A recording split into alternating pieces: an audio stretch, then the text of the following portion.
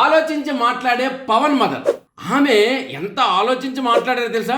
చింటూ అనుకొని పిలుచుకొని వచ్చిన ఆమె ఇక ఆ అమ్మ కోసం ఆ పిల్లాడు అల్లాడిలో పోతూ అటు తిరిగి ఇటు తిరిగి ఎటు తిరిగి మొత్తానికి అమ్మ చేరుకొని అమ్మ కౌగిట్లో దాక్కొని మరి అమ్మ చేతి మొదలు తింటూ మొత్తానికి అమ్మ ప్రతి విషయాన్ని కొడుక్కి అందజేయాలని అనుకుంది. కానీ ఎలా అందజేస్తే బాగుంటుంది అనే విషయంలో ఆమె ఆచితూచి అడిగేసింది. ఎందుకంటే ఆమెకి తెలుసు చుట్టూ కెమెరాలు ఉన్నాయని, ఆమెకి తెలుసు ఆమె హృదయం దగ్గర మైక్ ఉందని, మరి ఆమె మాట్లాడేది ఎవరు నొచ్చుకోకూడదని. కొన్నిటికి నువ్వు బాగా ఆడుతున్నావు నాన్న, నీకు మంచి పేరు వస్తుంది, అందరూ మెచ్చుకుంటున్నారని చెప్పింది.